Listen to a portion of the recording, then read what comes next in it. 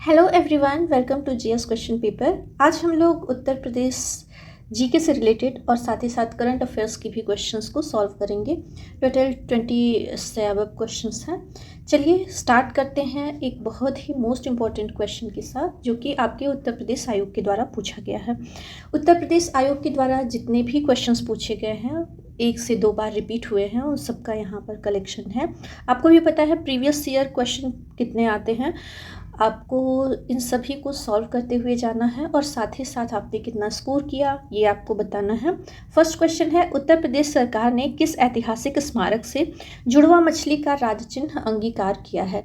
यानी कि जो हमारे उत्तर प्रदेश सरकार ने अपने राज चिन्ह में जुड़वा मछली लिया है वो किस जगह से लिया है। बुलंद दरवाज़ा, बड़ा इमामबाड़ा, रूमी दरवाज़ा या फिर दिल्ली गेट। इसमें से राइट आंसर क्या होगा आप लोग गेस करिएगा। इसका जो राइट आंसर है, जुड़वा मछली का जो राज चिन्ह है वो बड़ा इमामबाड़ा, जो कि आपके लखनऊ में स्थित है, इससे लिया गया है। इसको बनवाया किसने था? आसिफुद्दौला ने इसको बनवाया था 1784 ईस्वी में। एक और क्वेश्चन पूछा था अभी 2018 में जो हुआ था मंडी इंस्पेक्टर एग्ज़ाम, रूमी दरवाज़ा कहाँ पर स्थित है। क्वेश्चन आया था रूमी दरवाज़ा कहाँ पर स्थित है, तो ये भी आपका लखनऊ में है और इससे भी किसने बनवाया था? तो आसिफुद्दौला ने बनवाया था। चलिए, और इसके बारे में एक और फेमस बात है, रूमी दरवाज़ा ये किस शैली में बना हुआ है? तो ये तुर्की शैली में बना हुआ है। चलिए नेक्स्ट क्वेश्चन हम लोग देखते हैं। भारतीय राष्ट्रीय कांग्रेस 1905 के बनारस अधिवेशन की अध्यक्षता किसने की थी? ये देखिए यहाँ यूपीपीसीएस प्री में पूछा गया है 99 में। इसके अलावा भी बनारस अधिवेशन या फिर उत्तर प्रदेश में जितने भी अधिवेशन हुए हैं, चाहे कानपुर हुआ हो, लखनऊ हुआ हो, बनारस अधिवेशन हुआ हो, इन सभी से रिलेटेड क्वेश्चंस आते रहते हैं। खासकर उत्तर प्रदेश आयोग अगर जो ये एग्ज़ाम्स करवा रहे हो तो यहाँ पर राइट आंसर आप लोग गेस करिएगा। रास बिहारी, गोपाल कृष्ण गोखले, मदन मोहन मालवीय या फिर एनी बेसेंट जी। यहाँ पे चारों के चारों जो हैं जो व्यक्तित्व दिए हैं वो मोस्ट इम्पॉर्टेंट हैं। पहले बात करते हैं बनारस अधिवेशन की अध्यक्षता 1905 ईस्वी में हुई थी। इसकी अध्यक्षता की थी गोपाल कृष्ण गोखले जी ने। यहाँ थर्ड ऑप्शन जो है हम लोगों का वो राइट आंसर है। रास बिहारी बोस जी की बात करें तो इन्होंने आज़ाद हिंद फौज है उसकी स्थापना की थी। इनके बारे में एक और बात है कि 1911 में जो लॉर्ड हार्डिंग पर बम फेंका गया था उसमें भी इनका नाम था, इसी की वजह से इनको भारत छोड़ना पड़ा था और 1945 में शायद इनका जापान में देहांत हो गया था। मदन मोहन मालवीय जी ये भी हैं, काशी हिंदू विश्वविद्यालय के संस्थापक रहे हैं। एनी बेसेंट जो कि थियोसॉफिकल सोसाइटी है उसकी शुरुआत की थी और साथ ही साथ होम रूल आंदोलन में भी इन्होंने हिस्सा लिया था। नेक्स्ट क्वेश्चन देखते हैं, भारत कला भवन कहाँ पर स्थित है? आगरा, वाराणसी, प्रयागराज या फिर लखनऊ में। इसमें से राइट आंसर आप लोग गेस करिएगा। जो भारत कला भवन है यह स्थित है आपका वाराणसी में। वाराणसी में जो बीएचयू है जिसको बोलते हैं बनारस हिंदू विश्वविद्यालय, उसी के अंदर यह स्थित है भारत कला भवन। आपको बता दें उत्तर प्रदेश आयोग का जब भी कोई भी एग्ज़ाम हो, छोटा बड़ा, उन सभी में जितने भी स्मारक हैं या यहाँ पे जो कांग्रेस के अधिवेशन है, इतिहास का भी अगर जो पूछेगा ना तो वो यूपी से रिलेटेड पूछेगा। चाहे वो प्राचीन इतिहास है, बेलन घाटी से रिलेटेड क्वेश्चन अक्सर आते हैं, या फिर उत्तर प्रदेश में कहाँ पर कोई खोज हुई है अभी हाल फिलहाल में, तो वो सारे रिलेटेड आते रहते हैं। चाहे ज्योग्राफी का भी हो तो वो भी। इसलिए उत्तर प्रदेश का आप अगर जो करंट अफेयर्स, ज्योग्राफी, हिस्ट्री, इन सभी के बारे में डिटेल में पढ़ना जरूर चाहिए। भारत का वल्लभ भवन कहाँ स्थित है? तो वो है आपका वाराणसी में। नेक्स्ट क्वेश्चन हम लोग देखते हैं, उत्तर प्रदेश में सॉफ्टवेयर तथा बिजनेस प्रोसेस आउटसोर्सिंग उद्योग का सबसे बड़ा केंद्र कहाँ पर स्थित है? 2016 का ये क्वेश्चन है। मेरठ, नोएडा, कानपुर या फिर वाराणसी। इसका राइट आंसर क्या होगा? तो ये उत्तर प्रदेश में जो सॉफ्टवेयर बिजनेस प्रोसेसिंग आउटसोर्सिंग उद्योग है ये आपका है नोएडा में स्थित। यहाँ पर जो थर्ड ऑप्शन है ये हम लोगों का जो है राइट आंसर है। नेक्स्ट क्वेश्चन देखते हैं, ये युग में सुमेलित करने वाले क्वेश्चंस भी पूछे जाते हैं। यहाँ पर आपको बताना है कि कौन सा सुमेलित नहीं है। नोएडा सॉफ्टवेयर और आईटी उद्योग है, सीतापुर प्लाईवुड उद्योग है, गोरखपुर खेल कूद के सामान बनाने का उद्योग है और वाराणसी रेशम उद्योग।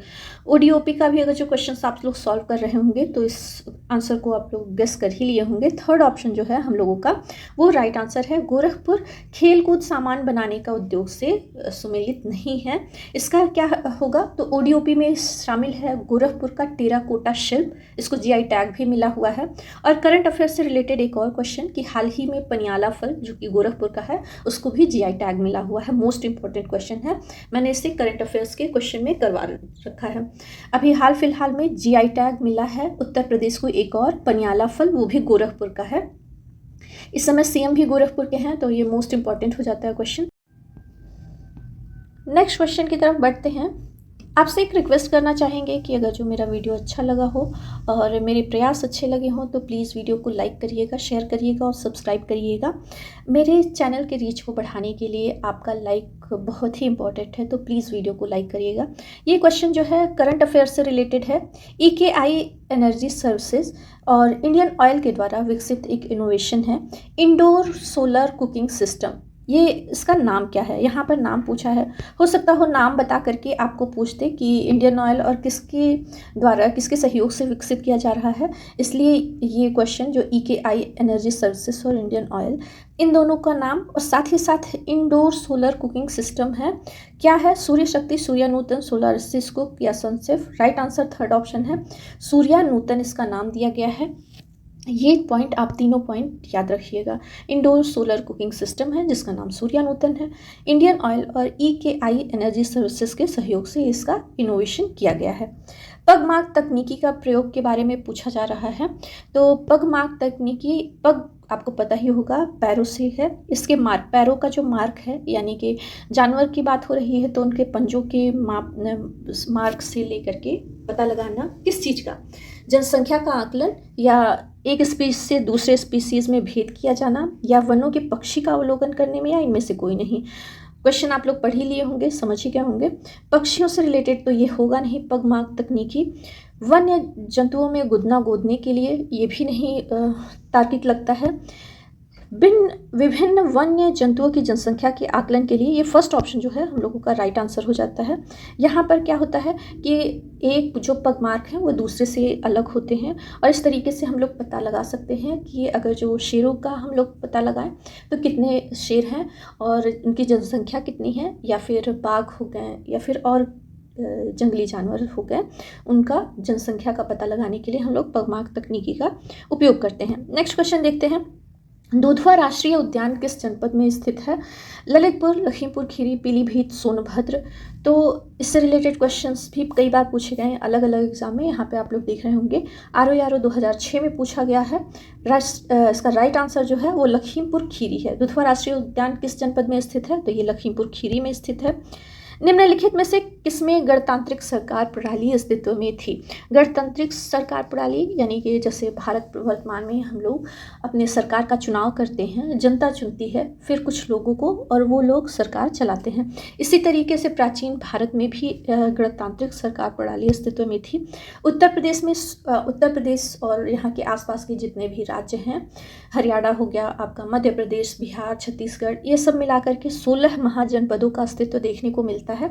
उसमें से कुछ महाजनपद थे वो राजतंत्रात्मक शासन प्रणाली थी और कुछ में गणतंत्रात्मक शासन प्रणाली। आपको इसमें से राइट आंसर चुनना है। कौन सा सही होगा? शाक्य, लक्षिवी, अनवंती। अगर जो इनके बारे में जरा सा भी नॉलेज होगा तो आपको पता होगा जो शाक्य हैं ये गणतांत्रिक शासन प्रणाली चलाते थे। लक्षिवी ये भी आपके गणतांत्रिक सरकार प्रणाली यहाँ पर अस्तित्व में थी, लेकिन अवंती में राजतंत्रात्मक शासन व्यवस्था देखने को मिलती है। इसलिए इसका जो राइट आंसर हो जाएगा 1 और 2, यहाँ ए ऑप्शन जो है वो हम लोगों का राइट आंसर होगा। अवंती में राजतंत्रात्मक शासन प्रणाली और शाक्य और लक्षिवी क्या थे? गणतंत्रात्मक शासन प्रणाली थी। यहाँ पर है सूची 1 को 2 से सम्मिलित करना है। 2016 में पूछा गया है UPPCS मेंस में। संस्थान और उसकी स्थिति, इसके साथ साथ इस क्वेश्चन को अगर जो चेंज करेगा तो कुछ पर्सनल व्यक्तित्व के बारे में, वो कहाँ पर हैं, कहाँ से बिलोंग करते हैं, या फिर इस तरीके से क्वेश्चन पूछेगा कोई फेमस स्मारक हैं वो कहाँ पर अवस्थित हैं, तो इस या फिर कौन से शहर हैं किस नदी के किनारे स्थित है। इस टाइप के क्वेश्चंस यूपी से रिलेटेड पूछते हैं, चाहे ज्योग्राफी से रिलेटेड हो, हिस्ट्री से रिलेटेड हो। हिस्ट्री में जैसे कि अभी हम लोग पिछली बार सॉल्व किए हैं ऊपर कि जितने भी कांग्रेस के अधिवेशन हुए हैं वो कहाँ पर हैं, हुए हैं, लखनऊ, कानपुर, इलाहाबाद, कहाँ पर, या फिर उसकी अध्यक्षता किसने की थी। इस तरीके से क्वेश्चंस आते रहते हैं। तो यहाँ पर हम लोग सुमेलित करते हैं, नीचे कूट दिए गए हैं। अगर जो एक भी आप लोग सॉल्व कर पाते हैं तो बाकी सब सॉल्व करना आसान हो जाता है। जैसे भारत खंडे संगीत संस्थान फेमस है, लखनऊ में स्थित है। निराला आर्ट गैलरी कहाँ पर है, तो वो इलाहाबाद में है। Indian Institute of Handloom Technology कहाँ पर है, वाराणसी में है। और Rajiv Gandhi Institute of Technology कहाँ पर है, रायबरेली। इस तरीके से देखा जाए तो राइट आंसर होगा ए का 4। अब यहाँ पर कूट में देखें, ए का 4 हम लोग को एक ही से समझ में आ गया, बी ऑप्शन यहाँ पर राइट आंसर है। नेक्स्ट क्वेश्चन देखते हैं, चित्रकला की मुगल शैली का आरंभ किसने किया था। उत्तर प्रदेश पीसीएस मेंस में पूछा गया है 2 बार, 2009 और 12 रिपीटेड है। शाहजहां ने, हुमायूं ने, जहांगीर ने, अकबर ने। चित्रकला की जो मुगल शैली की बात अगर जो की जाए तो बाबर से ही प्रारंभ होती है शुरुआत, लेकिन यहाँ पर बाबर ऑप्शन में नहीं है तो क्या हो जाएगा, हुमायूं। यहाँ पर थर्ड ऑप्शन जो है वो हम लोगों का राइट आंसर है, हुमायूं ने। इनके दरबार में 2 थे, ख्वाजा अब्दुस समद और मीर सैयद, जिन से चित्रकारी अकबर ने भी सीखी। तो हुमायूं यहाँ पर चित्रकला की मुगल शैली आरंभ करने वाले हैं। थर्ड ऑप्शन यहाँ पर राइट आंसर हो जाता है। उत्तर प्रदेश के निम्न में से किस शहर में राजकीय कला एवं शिल्प महाविद्यालय स्थित है। गोरखपुर, कानपुर, वाराणसी या फिर लखनऊ। इसका जो राइट आंसर है आप लोग गेस करिएगा। तो जो आर्ट एंड क्राफ्ट कॉलेज है वो कहाँ पर स्थित है, तो ये है आपका लखनऊ में। कहाँ पर है राजकीय कला शिल्प महाविद्यालय, तो ये आपका लखनऊ में स्थित है। नेक्स्ट क्वेश्चन देखते हैं, मध्यकालीन काल में भारत में आने वाले निम्नलिखित यात्रियों को काल क्रमानुसार व्यवस्थित करना है। इब्न बतूता है, मार्को पोलो है, अलबरूनी है, अब्द अल रज्जाक है। इसमें से कोड के हिसाब से आपको चुनना है सबसे पहले कौन आया है। तो बात करें सबसे पहले इब्न बतूता की। इब्न बतूता का टाइम पीरियड क्या है, तो मानते हैं कि ये 1333 से लेकर के 47 के बीच के हैं। इसके बाद दूसरा है अलबरूनी। तो अलबरूनी है आपके 1017 से लेकर के 24 के बीच में है। मार्को पोलो की बात करें, टाइम पीरियड थोड़ा सा चेंज होता रहता है, लेकिन इसलिए इतना टाइम बताया जा रहा है, किसी के बीच के हैं। अलबरूनी 1000 से 1024 तक आए हैं, 1017 से 24 तक। मार्को पोलो का जो टाइम है वो 1200 है, 1292 92। और अगर जो अब्द अल रज्जाक का बात करें तो ये थे आपके 1443 से 44 में आए हुए हैं। तो अब अगर जिस तरीके से देखें, सबसे पहले कौन है, अलबरूनी आए हैं, सेकेंड ऑप्शन। तो यहाँ पर ए बी सी तीनों में है। इसके बाद देखें तो 1200 में आए हैं मार्को पोलो, थर्ड ऑप्शन। तो यहाँ बी और डी में हम लोग को देखने को मिलता है थर्ड। इसके बाद 1333 से 47 तक आते हैं आपके अलबरूनी। तो इब्न बतूता 1333 से 1347 के बीच में इब्न बतूता का है फर्स्ट ऑप्शन। तो यहाँ पर हम लोग को बी ऑप्शन जो है वो राइट आंसर हो जाता है।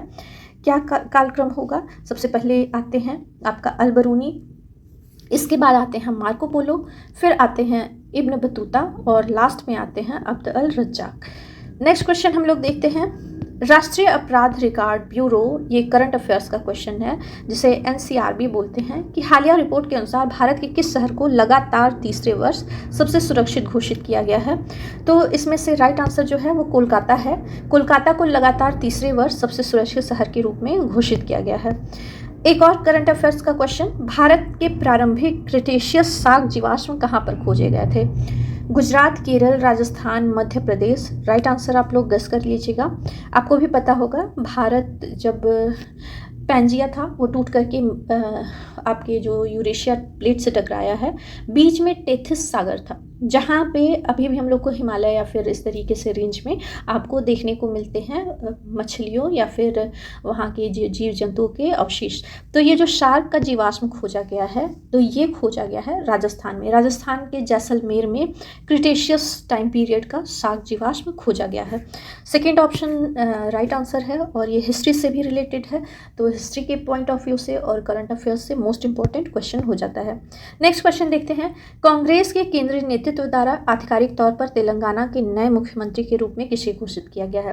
के चंद्रशेखर राव, के रामा राव, ए रेवंत रेड्डी या पी चिदम्बरम? राइट आंसर आप लोग गेस करिएगा। तो अभी हाल फिलहाल में जो 4 राज्यों में चुनाव हुए हैं, तेलंगाना में कांग्रेस की पार्टी विजय हुई है और यहाँ पर ए रेवंत रेड्डी जो सेकंड ऑप्शन है वो राइट आंसर है। तेलंगाना के नए मुख्यमंत्री के रूप में इन्हें घोषित किया गया है। अंतर्राष्ट्रीय चीता दिवस कब मनाया जाता है? ये क्वेश्चन मैंने अपने कम्युनिटी पोस्ट में भी डाला है। अगर आप मेरे चैनल पर विजिट करिए तो कम्युनिटी पोस्ट में भी जा कर के जितने क्वेश्चंस दिए गए हैं, करंट अफेयर्स, हिस्ट्री, हिंदी, उन सारे से रिलेटेड हैं, आप लोग सॉल्व करते रहिए। यहाँ पर जो राइट आंसर होगा, अंतर्राष्ट्रीय चीता दिवस मनाया जाता है आपका सॉरी, यहाँ पर ऑप्शन गलत हो गया, 3 दिसंबर नहीं होगा, 4 दिसंबर को। कब मनाया जाता है अंतर्राष्ट्रीय चीता दिवस? मनाया जाता है 4 दिसंबर को। तो राइट आंसर हो जाएगा सेकेंड ऑप्शन। नेक्स्ट देखते हैं, कौन सा पदार्थ मिलाने से कांच का रंग हरा हो जाता है? Calcium oxide, chromium oxide, iron oxide, manganese oxide? इसका डिटेल जो प्रोवाइड करवाया है मैंने अपने कम्युनिटी पोस्ट में, तो वहाँ पर एक बार ज़रूर आप लोग विज़िट करिएगा, क्योंकि हर क्वेश्चंस का वहाँ पर डिटेल में आंसर दिया रहता है और कुछ अलग से फैक्ट्स रहते हैं, उनको भी उसमें शामिल करते हैं। यहाँ पर हो जाएगा, कांच का हरा रंग होता है क्रोमियम ऑक्साइड के मिलने से। थर्ड ऑप्शन जो है वो राइट आंसर है, क्रोमियम ऑक्साइड के मिलने से कांच का रंग जो है वो हरा हो जाता है। नेक्स्ट क्वेश्चन देखते हैं, तेलुगु किस राज्य की आधिकारिक भाषा है? तो दक्षिण भारत से रिलेटेड क्वेश्चन जो राज्य हैं वहाँ पे आपको पता ही होगा, जितने भी राज्य हैं, चाहे आंध्र प्रदेश हुआ, कर्नाटक हो गया, केरल, तमिलनाडु, यहाँ पर अलग अलग भाषाएं बोली जाती हैं। तेलुगु किस राज्य की है? तो ये बोली जाती है अरुणाचल प्रदेश और बिहार, असम, ये तीनों अगर जो आप लोग एलिमिनेट करते हैं, आंध्र प्रदेश राइट आंसर हो जाता है। लेकिन क्या हो अगर जो सारे दक्षिण भारतीय राज्य दे दिए जाए? आपको बता दें, मलयाली बोला जाता है केरल में, तमिल बोला जाता है तमिलनाडु में, और आपको कमेंट बॉक्स में बताना है कि कर्नाटक में क्या बोला जाता है, कौन सी भाषा बोली जाती है। गुप्तकालीन पक्की ईंटों से बना भीतरगांव मंदिर कहाँ पर स्थित है? उत्तर प्रदेश का मोस्ट इम्पॉर्टेंट और फेमस क्वेश्चन, कई बार रिपीट हुआ है। चित्रकूट, वाराणसी, गोरखपुर या फिर कानपुर? यहाँ पर आप लोग देख रहे होंगे, ये पक्की ईंटों से बना हुआ भीतरगांव का मंदिर है। इसको किसने बनवाया या फिर कौन बनवाया, इसका डिटेल कम्युनिटी पोस्ट में आप जाकर के देख सकते हैं। यहाँ पर राइट आंसर होगा, कहाँ पर यह स्थित है। अक्सर पूछता है स्थित कहाँ पर है, और बाकी डिटेल नहीं पूछता है। कहाँ पर यह स्थित है? तो ये कानपुर में स्थित है। फोर्थ ऑप्शन जो है वो हम लोगों का राइट आंसर है, भीतरगांव का मंदिर कहाँ पर स्थित है।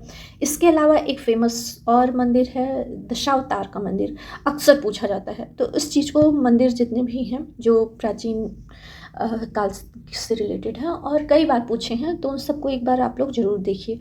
भीतरगांव मंदिर कहाँ पर है? कानपुर में है। नेक्स्ट क्वेश्चन देखा जाए, हर्षवर्धन ने 2 महान धार्मिक सम्मेलनों का आयोजन कहाँ करवाया था? प्रयागराज, थानेश्वर, वल्लभी प्रयागराज या कन्नौज और प्रयागराज? तो हर्षवर्धन जो धार्मिक सम्मेलन आयोजित किए थे वो है आपका, एक आयोजन किया था कन्नौज में और दूसरा प्रयागराज में, जो कि अभी मतलब पुराना नाम इसका इलाहाबाद था, अभी प्रयागराज। तो कन्नौज और प्रयागराज ये राइट आंसर है, थर्ड ऑप्शन हम लोगों का राइट आंसर है। नेक्स्ट देखते हैं, टोपरा, सहारनपुर तथा मेरठ के अशोक स्तंभ लेखों को दिल्ली के किस शासक ने वहाँ से मतलब अशोक स्तंभ को दिल्ली लाया था? टोपरा जो कि सहारनपुर में है और मेरठ के स्तंभ है, इनको दिल्ली में कौन लाया था? मोहम्मद गौरी, फिरोज शाह तुगलक, सिकंदर लोदी या अलाउद्दीन खिलजी? राइट आंसर इसका है फिरोज शाह तुगलक। आज की वीडियो में बस इतना ही। वीडियो अच्छा लगा हो तो प्लीज़ प्लीज़ प्लीज़ वीडियो को लाइक करिए, शेयर करिए, सब्सक्राइब करिए और साथ ही साथ कम्युनिटी पोस्ट के जितने भी क्वेश्चंस हैं उनको ज़रूर सॉल्व करिए, क्योंकि वो भी आयोग के द्वारा मोस्ट इंपॉर्टेंट जो है रिपीटेड क्वेश्चन वहाँ पर आप लोगों को देखने को मिलेगा विथ डिटेल्स। चलिए मिलते हैं नेक्स्ट वीडियो में, तब तक के लिए बाय बाय।